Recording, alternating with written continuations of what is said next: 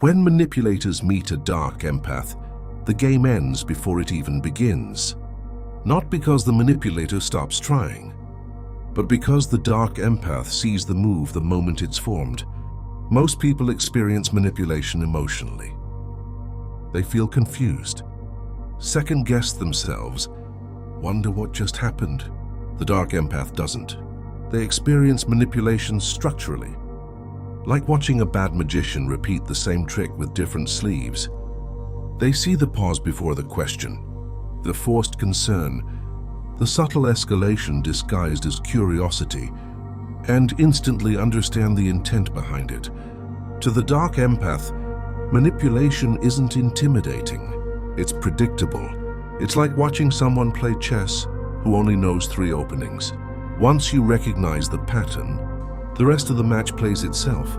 This is what makes manipulators deeply uncomfortable around dark empaths. They don't get emotional reactions. They don't get confusion. They don't get compliance. They get stillness.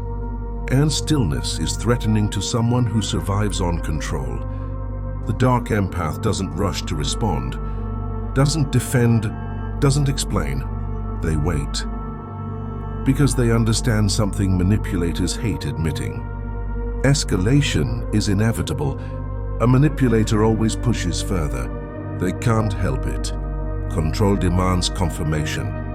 And every escalation makes the tactic clearer, more obvious, more embarrassing. What the manipulator thinks is pressure, the dark empath experiences as exposure. It's like watching someone raise their voice in an empty room. Each step louder doesn't create authority. It just reveals desperation. This is where the advantage forms. The dark empath isn't reacting. They're collecting. Tone shifts, timing, inconsistencies, contradictions. Every attempt to gain control becomes another piece of ammunition. The manipulator doesn't realize they're handing over.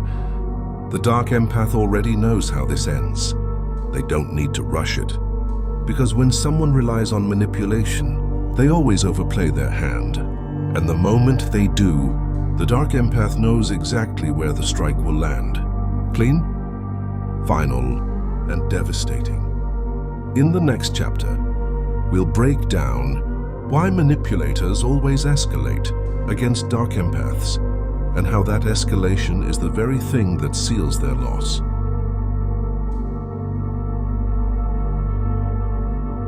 When a manipulator realizes they aren't being emotionally moved, they escalate. They can't help it. Manipulation only works when it creates motion. Confusion, defensiveness, urgency.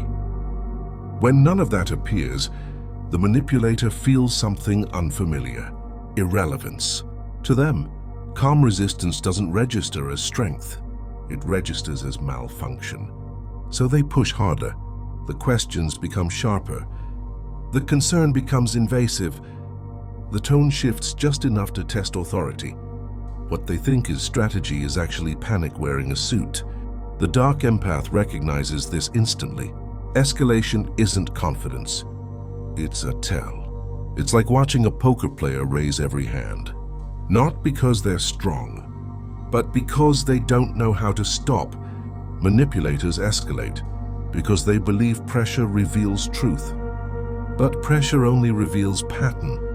And patterns are exactly what the dark empath reads best. Each escalation removes subtlety, removes deniability, removes elegance. The manipulation becomes clumsy, almost embarrassing. The dark empath sees the contradiction between what's being said and what's being attempted. They notice the timing, the forced urgency, the emotional bait disguised as logic. And at this stage, the manipulator still believes they're in control. That's the mistake, because escalation narrows options. It commits the manipulator to a line of play they can't retreat from. Meanwhile, the dark empath stays still. No defense, no reaction, no explanation, just observation. This imbalance is devastating. The manipulator believes they're tightening the grip. In reality, they're exposing their wrist. Escalation hands the dark empath everything they need. The motive, the weakness, the pressure point. By the time the manipulator realizes something is wrong, they've already gone too far, and the dark empath hasn't moved once. That's the asymmetry that decides the outcome. In the next chapter, we'll explore why manipulators start to feel unintelligent around dark empaths and how that psychological discomfort pushes them closer to collapse.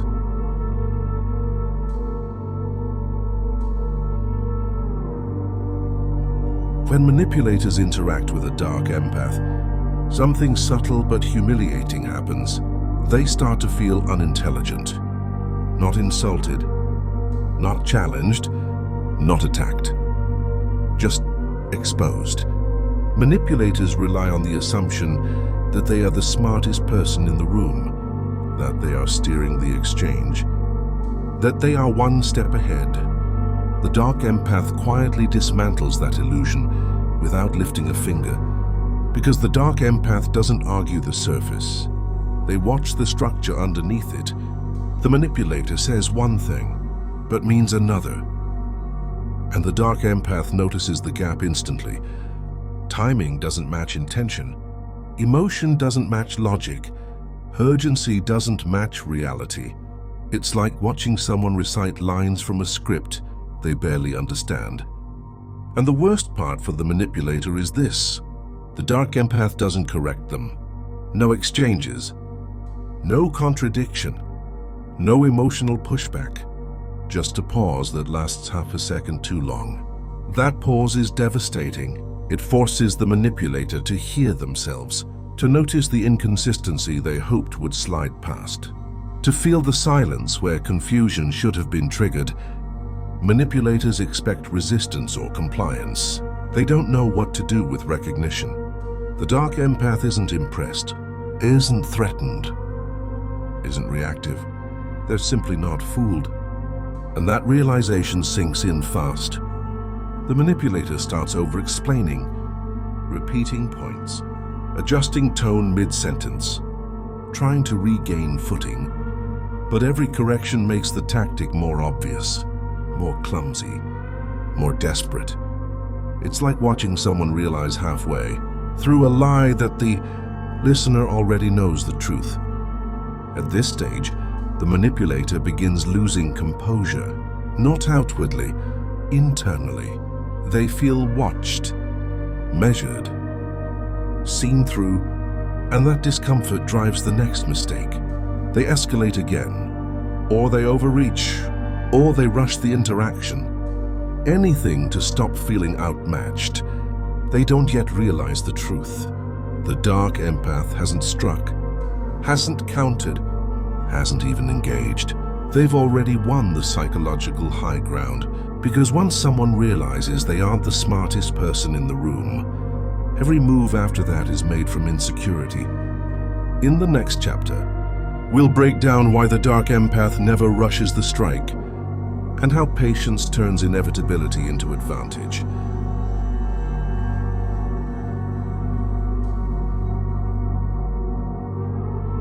When manipulators sense they're losing ground, they expect a reaction. That expectation is the trap. Most people strike too early. They confront. They expose. They try to end it the moment they feel disrespected. The dark empath doesn't.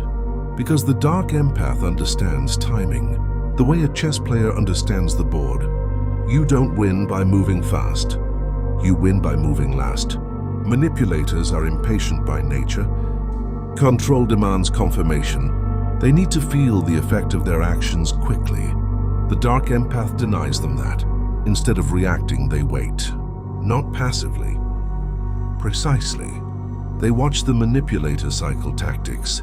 Concern turns to pressure. Pressure turns to authority. Authority turns to desperation. Each phase reveals more information. This patience is not mercy. It's positioning. The dark empath knows escalation always comes. It's not a possibility. It's a certainty. Manipulators cannot sit in ambiguity. They need closure. They need reaction. They need reassurance that the game is still alive. So they push again and again. Every push narrows their options. Every push commits them further. Every push exposes the same weakness from a different angle. It's like watching someone saw off the branch they're standing on, one cut at a time, convinced the next one will somehow fix everything. The Dark Empath doesn't interrupt this process. They let it complete itself, because the strike only works when the manipulator has no plausible deniability left, no narrative to hide behind, no ammunition to fire back. By the time the Dark Empath moves, the manipulator has already cornered themselves, and that's the difference between retaliation and dominance. Retaliation is emotional. Dominance is inevitable. The Dark Empath waits, not because they're unsure, but because they're certain that the moment will arrive, certain that the manipulator will hand them the opening, certain that once the strike lands, once will be enough.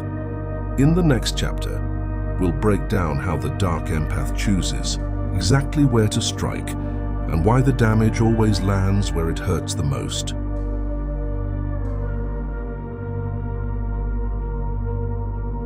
When the Dark Empath finally moves, it's never where the manipulator expects. That's because the Dark Empath doesn't strike at ego. They strike at leverage. Most people attack what hurt them. Insults, public exposure, emotional confrontation. That feels satisfying. And it fails. The Dark Empath understands something manipulators don't want to admit. Pain is temporary. Loss of position is permanent. So the strike is never loud, never dramatic, never emotional. It's precise. The Dark Empath has been watching the entire time. Not just words, but dependencies, who the manipulator needs, what they rely on, where their authority actually comes from. Because manipulators don't draw power from confidence. They draw it from assumptions. Assumptions that you'll stay, that you'll react, that you'll absorb the cost. The Dark Empath removes one assumption, just one, and the structure collapses. It might look small from the outside.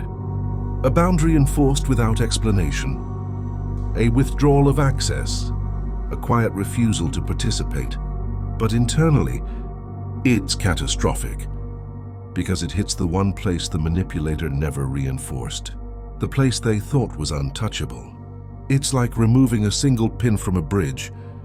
Nothing explodes. Nothing collapses immediately. But everyone knows what happens next. The manipulator suddenly realizes something terrifying. They have no counter, no narrative that works, no accusation that sticks, and no reaction to provoke. Every option requires engagement, and engagement is gone. This is where the humiliation sets in. Not public, not obvious. Internal, they replay the interaction again and again, looking for a way out, looking for a move they missed, and finding none. The Dark Empath doesn't press further, doesn't gloat, doesn't explain, because once leverage is gone, the game is already over. This is why once is enough. The manipulator has no ammunition left, no angle to fire from, no way to reassert control without exposing themselves further.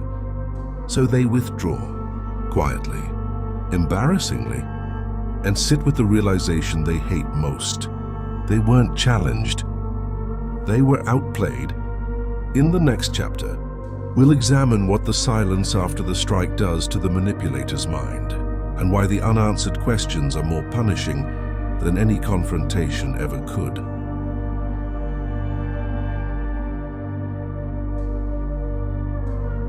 When the Dark Empath goes silent after the strike, the damage actually begins.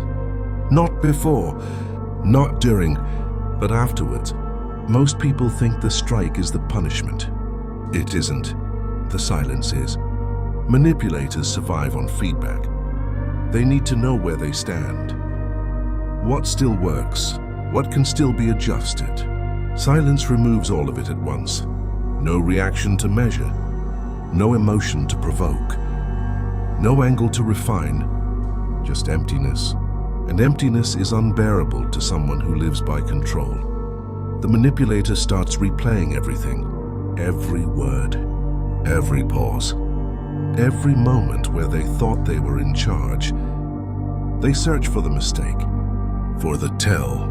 For the exact second, the dark empath turned the board against them. And the more they replay it, the worse it gets. Because silence offers no correction, no reassurance, no confirmation, no denial. Only unanswered questions. Did they see this coming? Was this planned? Do they know more than they let on? The manipulator can't tell, and that uncertainty metastasizes.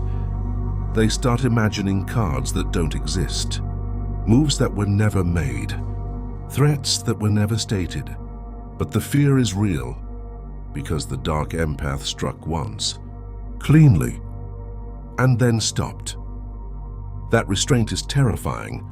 It suggests confidence, finality, control.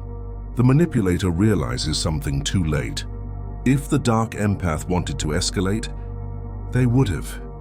The fact that they didn't means the manipulator is no longer worth the effort. This is where anxiety replaces arrogance. They become cautious everywhere, second-guessing conversations, hesitating before asserting authority.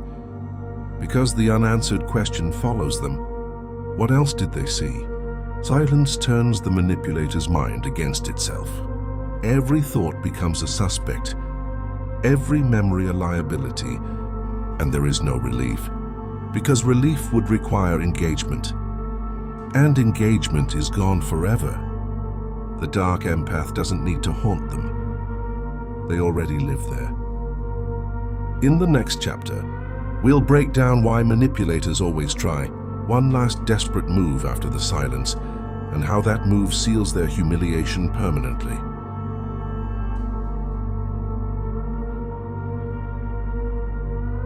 When manipulators realize silence isn't breaking, they make one final mistake. They reach, not confidently, not strategically, desperately. This move never looks dramatic. It looks reasonable. A casual message, a subtle reminder, a manufactured coincidence, something that could be explained away if ignored, something that gives them plausible deniability.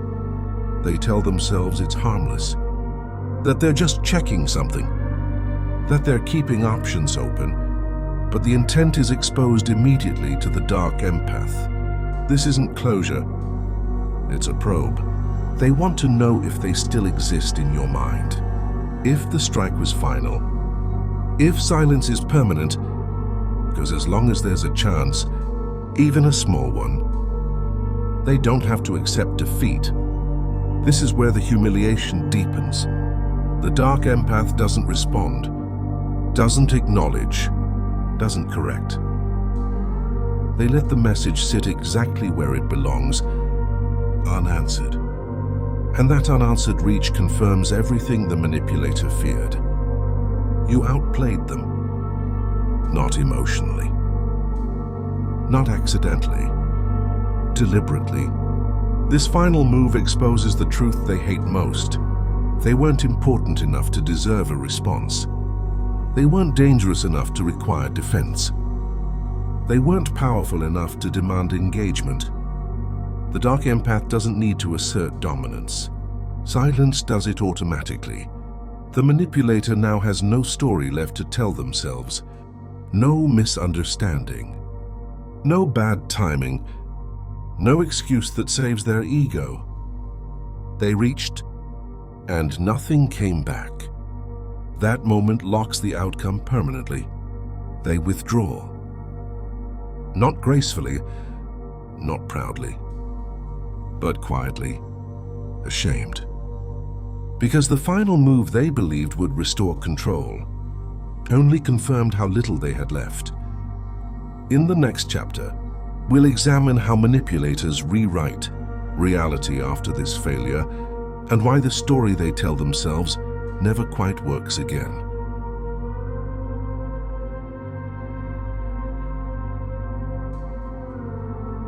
When manipulators finally accept they've been outsmarted, they don't reflect, they rewrite.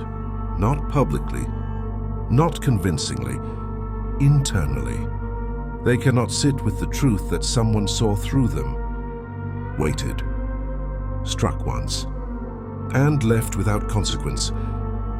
So they begin adjusting the story, not to punish you, but to protect themselves. In their version, you weren't perceptive, you were cold, you weren't strategic, you were detached, you didn't outplay them, you were unemotional. These revisions aren't insults. They're armor, because admitting they were outmatched would require acknowledging something unbearable. That their intelligence failed. That their tactics were transparent. That their control wasn't control at all. So they downgrade you instead. But here's what quietly torments them. The new story doesn't feel stable. They know how carefully you moved, how little you said, how clean the exit was. They remember the timing, the precision, the silence afterward, and no rewritten version fully explains it. That's where the anxiety lingers. They replay moments, searching for proof they were still in control. But every replay ends the same way. They escalated. You waited, they struck, and you vanished. No narrative can undo that sequence. This is why manipulators grow bitter instead of angry, why they become dismissive instead of confrontational. They're trying to convince themselves they didn't lose to someone who never raised their voice. And that contradiction eats at them, because deep down, they know what really happened. They met someone who didn't fall for it, didn't rush, didn't need validation. Someone who saw the game and ended it. That knowledge doesn't fade. It follows them into future conversations, future manipulations, future targets. They hesitate sooner. They overcorrect earlier. They scan for resistance they never noticed before.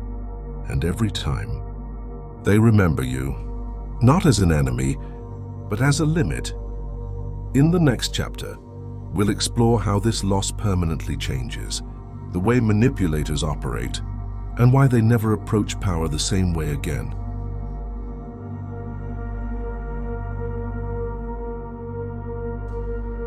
When a manipulator loses to a dark empath, the loss doesn't end with the interaction. It follows them. They don't just lose a person. They lose certainty. Before you, manipulation felt effortless, instinctive, reliable. They knew how people responded, how pressure worked, how escalation produced results. After you, that confidence fractures. They start second-guessing moves that once felt automatic, hesitating where they used to push, watching reactions more carefully, not because they've grown, but because they've been burned. You introduced doubt into a system that relied on assumption. They now know something they can't unknow. That intelligence exists, which sees through their tactics instantly. That patience can dismantle pressure. That silence can end a game without confrontation. This knowledge makes them slower, more cautious, less effective. They overthink. They hesitate. They misread resistance as threat, and that hesitation costs them control in future dynamics. They become more rigid with weaker targets, more defensive with stronger ones, because they're trying to prevent the same humiliation from happening again. But it does anyway, just differently. They never regain the clean confidence they had before. The certainty that they're always the smartest person in the room. That illusion died when they met someone who let them expose themselves. And the worst part for them is this: they can't warn others. They can't complain. They can't frame it as victimhood. Because nothing happened publicly. No confrontation. No drama. No explosion.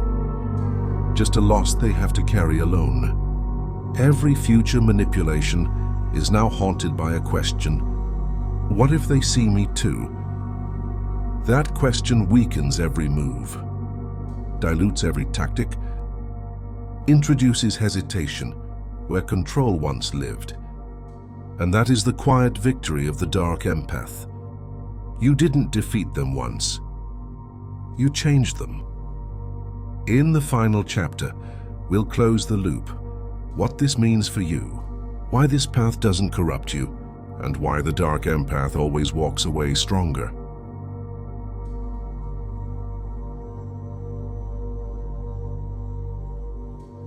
When the dark empath walks away, they don't leave weaker, they leave finished. That's the part most people misunderstand. This path isn't about becoming cruel. It isn't about domination. And it isn't about winning arguments. It's about ending cycles. The dark empath doesn't chase validation, doesn't need acknowledgement, doesn't need the manipulator to admit anything, because the victory already happened internally. You saw the pattern, waited for inevitability, struck once, and exited without residue. That kind of ending doesn't linger in you. It lingers in them. You don't carry confusion forward. You don't replay conversations. You don't wonder what you should have said. You know exactly why it worked. The dark empath wins because they understand something fundamental. Power doesn't come from reaction. It comes from restraint. From knowing when silence does more damage than confrontation. From knowing when patience creates inevitability. From knowing that one clean move is always stronger than 1,000 emotional ones. This is why manipulators never forget the dark empath. Not because they were attacked, but because they were outclassed. And that clarity stays with you. You move differently afterward. You see escalation sooner. You recognize tactics instantly. You leave earlier, not hardened, not bitter, just aware.